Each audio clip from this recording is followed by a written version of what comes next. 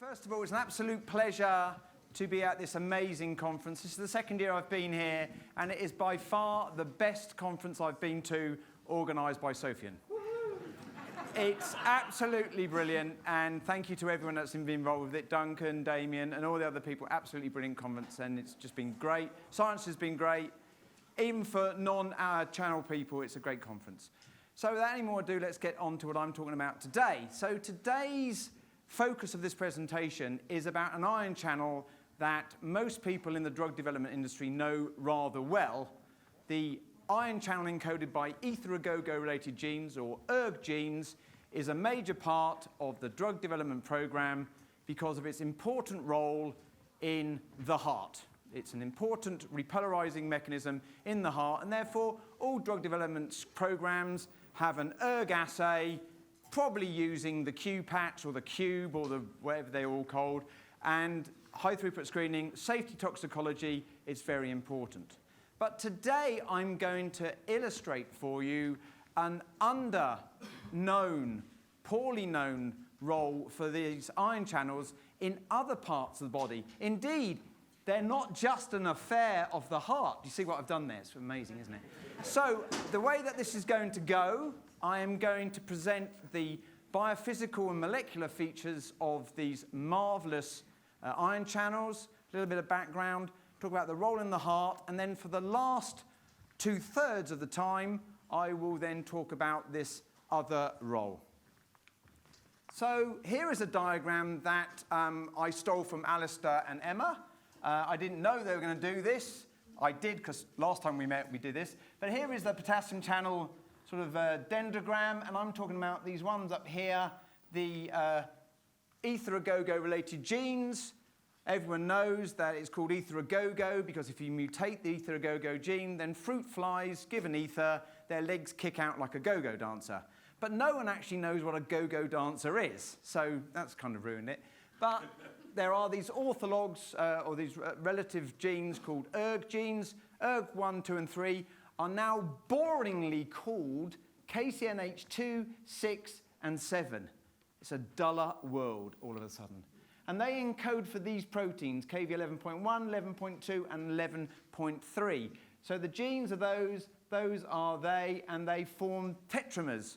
But they are tetramers with wonderful properties that we're going to see in a minute. So there they are up there, and these are all the other families that have been spoken about. So your conventional Kv channel, if you depolarize from a negative holding potential to a positive level, standard electrophysiology, you get a relatively slow opening of the channel, and it will remain relatively constant. It might decay a little bit, whatever. The ERG channels, the Kv11.1s, have this pronounced C-type closure of the external mouth, this C-type inactivation, which means that the channels open and relatively quickly transit to this non-conductive inactivated state. So as you can see on this little diagram here, the current is far less than the conventional Kv channel. But as you repolarize, the recovery from inactivation is considerably quicker than the transition to the closed state. So you get this surge of potassium flux that you can see here. And if you just do some overexpression studies, it's just taken from some paper, I can't remember whose, and if you look at the step currents via this protocol here, you can see the currents start to develop, and then get smaller again. So if you plot the current amplitude against voltage at this time point here at the end of the pulse, you can see it's bell-shaped. But at the point where you repolarize, you can see you get this lovely sigmoidal activation. So it's got these fantastic hooked, wonderful kinetics. And this is ideal for contributing to the cardiac action potential. So here we have the cardiac action potential shown here and highlighted. And then this is an ERG current. It's sensitive to an ion channel blocker we'll come to in a minute.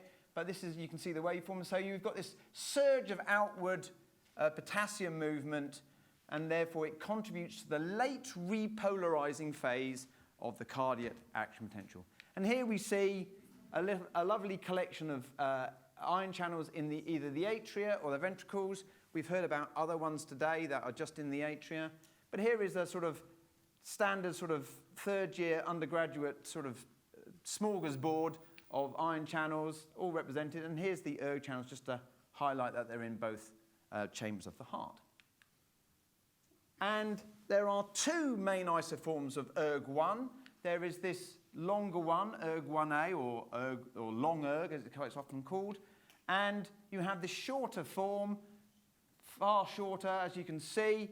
And it is believed that in mammalian hearts, you actually have a heteromer created between this long form and this shorter form. So there's two forms of erg channels, and having them two together, they mask each other's endoplasmic reticulum retention motif, so you get effective trafficking and everything is brilliant. A lot of drugs can tumble into the wide open mouth of this potassium channel, and hence we now have our erg screens. I won't go into the structural features why that is. You'll just have to believe me. It's a rather promiscuous channel. It will flirt with any old drug. Just leave it at that, shall we? So what we know is erg channels are very important for repolarization of the mammalian, human, whatever, action potential, and mutations to the underlying gene, which I'm still going to call erg1, leads to a number of hereditary arrhythmias that leads to QT prolongation in ECG, i.e. long QT, and it's actually called long QT2. That's the sort of type we got it. You have activation mutations, you have mutations that affect trafficking. Put it anyway, the erg channel is compromised. But there are also a number of drugs that tumble into the KV11.1, and you get an acquired arrhythmias. So at the end of the day, erg channels are really important in the heart. But we're not just about the heart, are we? What about the brain? We've heard a lot about the brain today. Are erg channels present in the brain?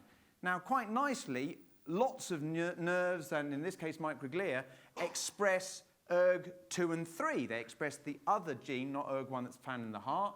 And here you can see currents recorded with symmetrical potassium to highlight another key feature of these wonderful channels. They have these hooked kinetics as the recovery from inactivation and the rate of closure are voltage sensitive. So let me just talk you through this diagram very quickly. Here it's held in symmetrical potassium. Here's the protocol. And they've activated the channel. So here at this point here, at 0 millivolts, the channel is opened but inactive. It's not conductive. And then as you step negative down to, in this case, minus 120 millivolts, the channel recovers from inactivation super quick, and you get an inward current because we have symmetrical potassium, but then it closes really quickly. At minus 100, it recovers quickly, but not as quickly as at minus 120, but closes slightly slower.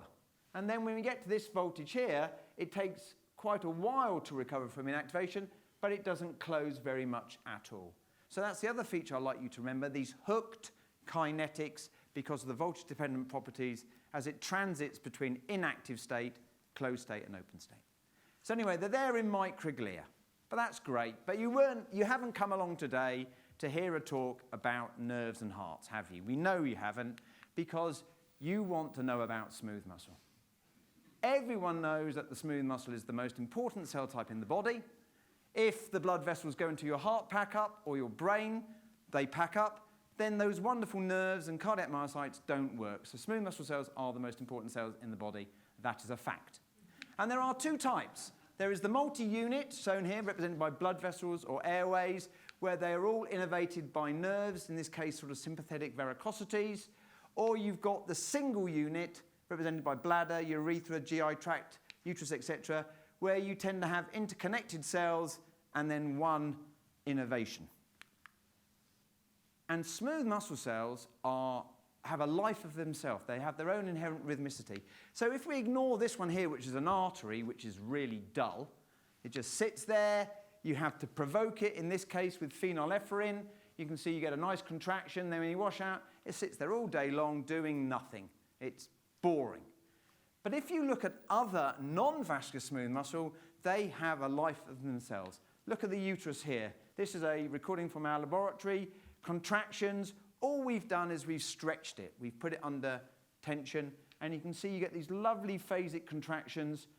Some of these are 1 to 2 grams, 20 millinewtons, whatever. And here's another type of contraction you see down here.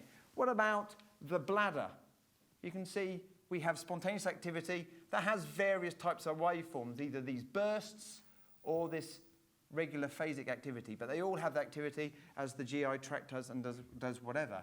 And all smooth muscle researchers cut their teeth on the portal vein. I'm looking at Chris Benham. I know David Beach is here. We all start at the portal vein. This is the liver. This is the artery that, the blood vessel that provides 80% of your liver perfusion. It's very important, and it pumps. It's spontaneously contractile. I've looked at 5 different species of portal vein, and they all pump to different degrees. They have this lovely pumping feature, and we're going to come back to that in a minute. So with all this activity, it's almost like they're hearts, aren't they? So do they have erg channels? Well, the first work, which I'm just going to mention, was in esophagus, the opossum esophagus, done by Akbar Ali et al.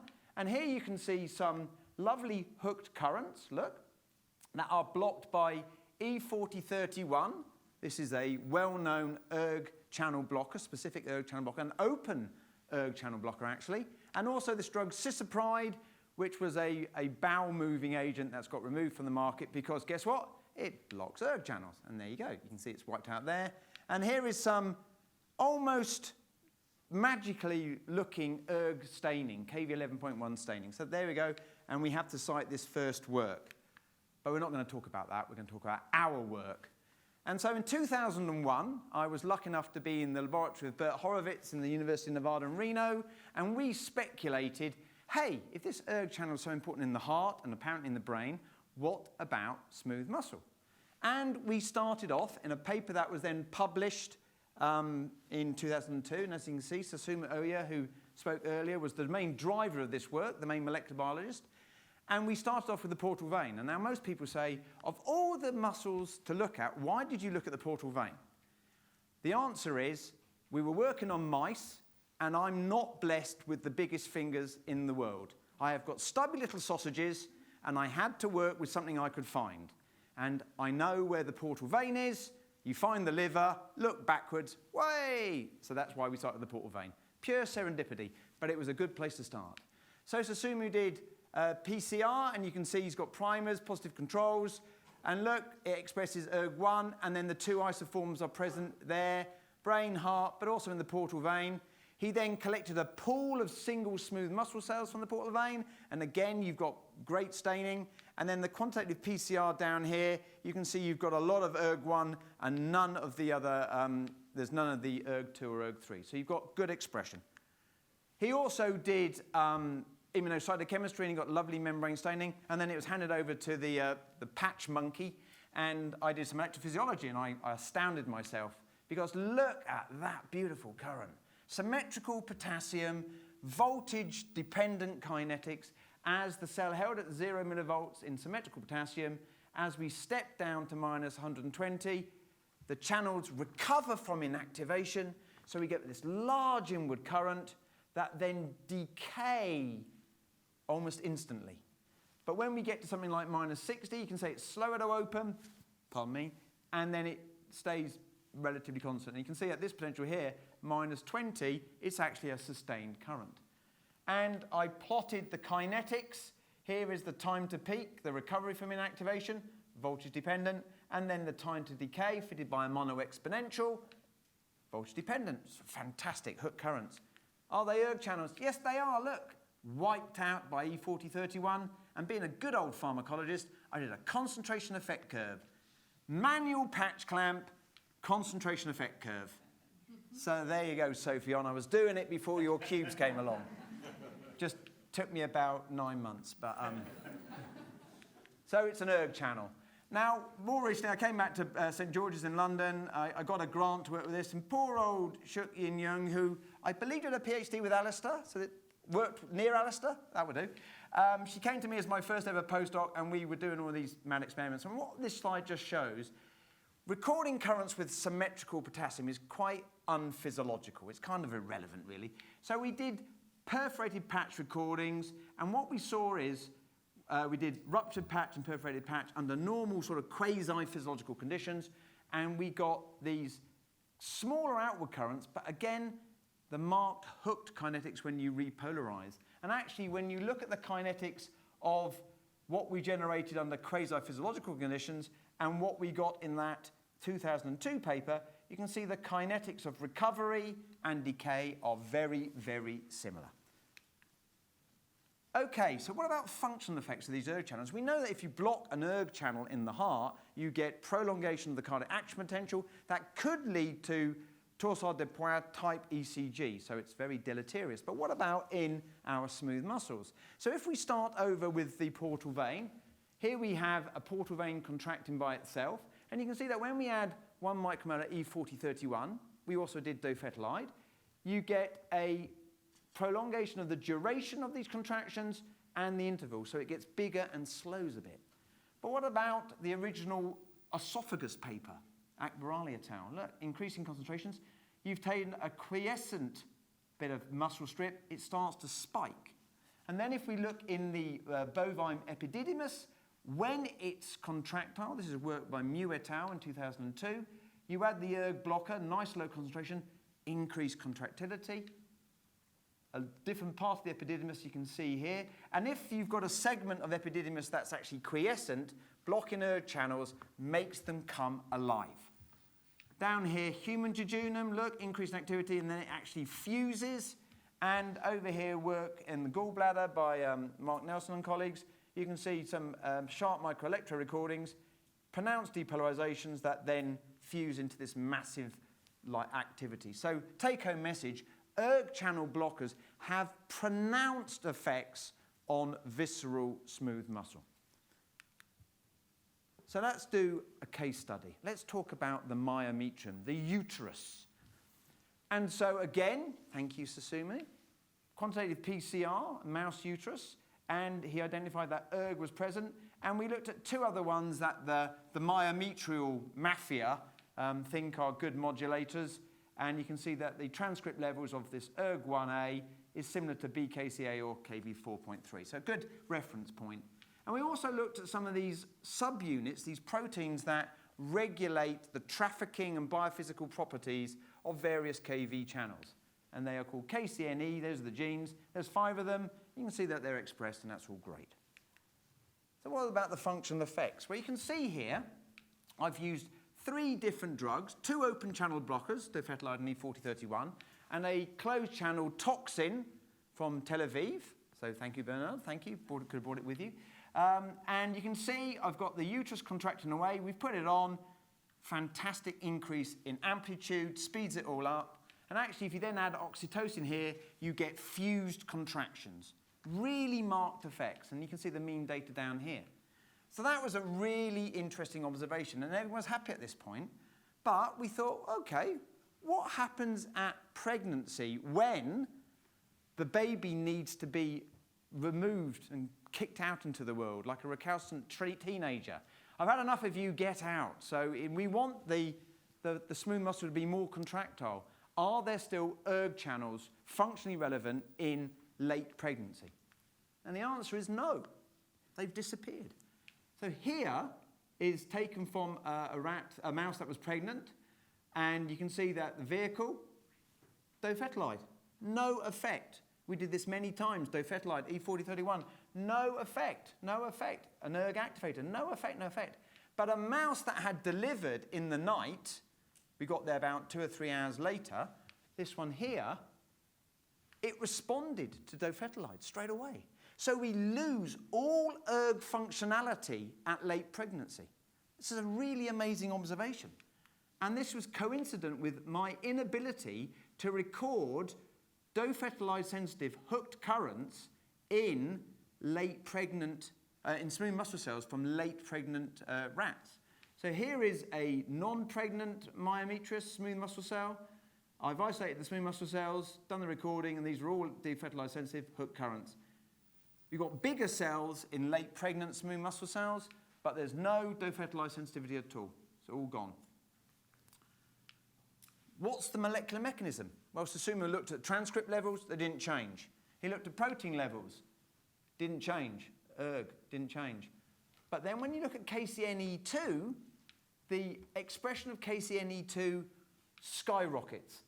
Massive increase in KCNE2. And it's well known that KCNE2 reduces the unitary conductance of Kv11.1 channels and also impairs the trafficking to the membrane. You get a lesser ERG channel when you have KCNE2. So Mother Nature has invented a way to be energetically efficient.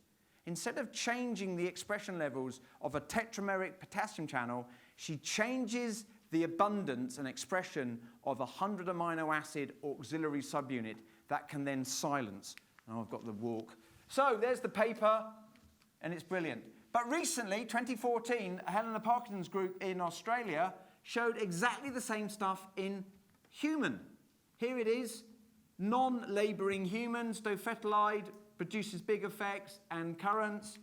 But when she got myometrium from women that were in labour, you can see that the dofetilide effect disappears.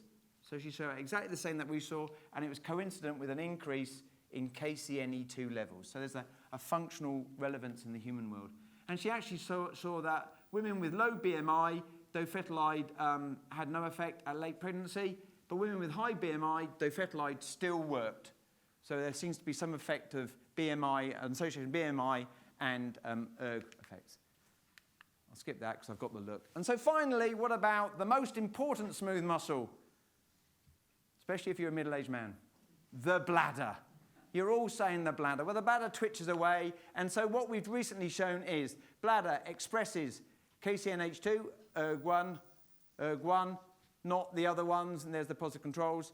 It's nice staining.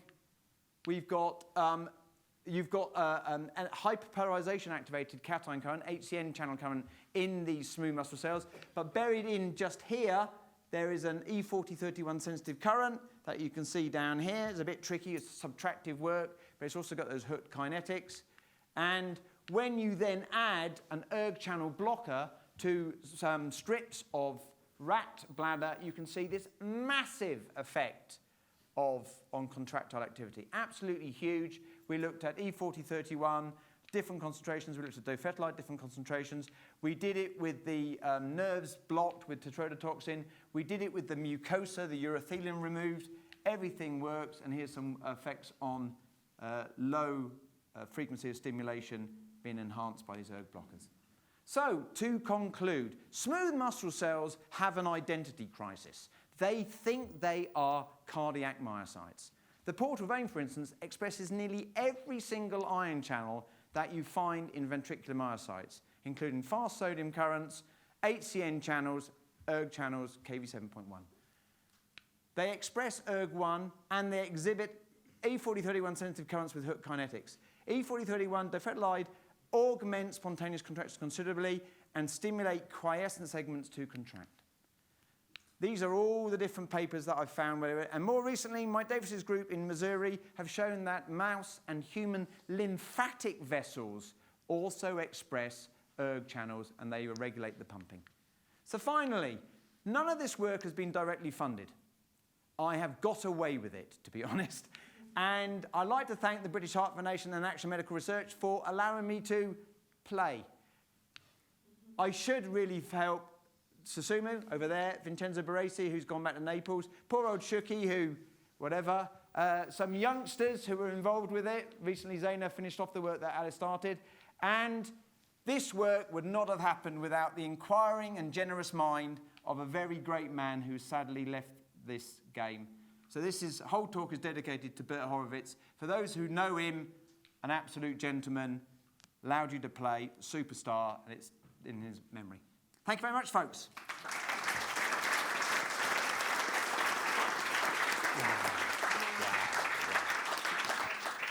may have time for a couple of questions. No, here he comes. Okay. Hi, great talk, as usual. Would you rank the ERG channel in this smooth muscle as the first major or laxing potassium current as compared to the other current that potassium current that exists in the smooth muscle. And the other question, related question, are other potassium conductance regulated by the late pregnancy feature? Okay, so there's two questions there. Do I rate the ERG as being the main, the prime one? And second one, late pregnancy regulation. So the first one first.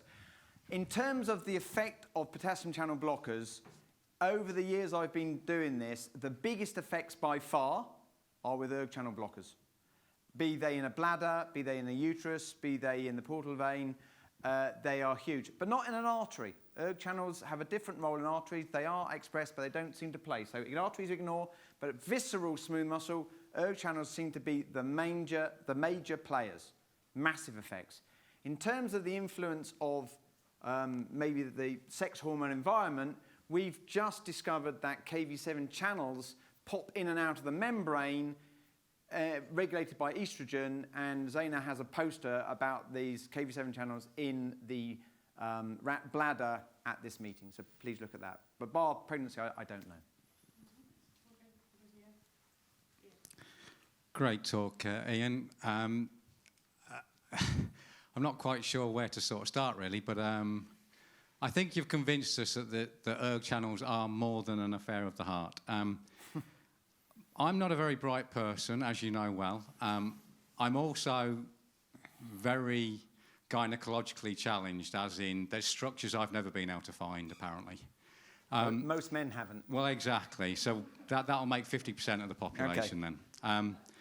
But I'm a bit confused by the uterus studies. I don't know, maybe I've got this completely wrong. Again, my gynecology isn't great, but wouldn't you expect more smooth muscle activity in utero? So were you not at what point would you want more? Well, at pregnancy.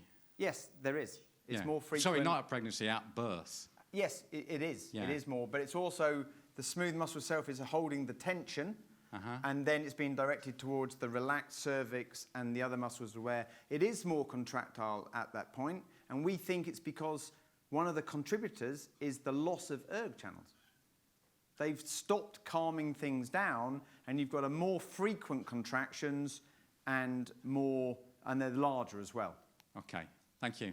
The thing that confuses some people is the contractile activity in non-pregnant things. So the uterus does ripple away, like our bladders are rippling away now, to maintain the tension. Because if you didn't have that tension, as the baby grows, you just get a floppy sac. And it wouldn't be able to generate any tone. And that's why our bladders have the same inherent contractility. Great talk, Iain. So there's evidence in some cells that GPCRs can regulate ERG channels. So is there any evidence that ERG mediates responses to changes in phasic contraction that are mediated by the autonomic nervous system? That is a really good question. So in the heart, it's well known that cyclic AMP mechanisms can upregulate ERG channels and that type of activity. So actually, in the bladder study, we showed that isoprenaline responses are impaired by ERG channel blockers and not by other potassium channel blockers. That's as far as we've got. As I say, none of it's funded, so I am really winging it. Thanks, folks.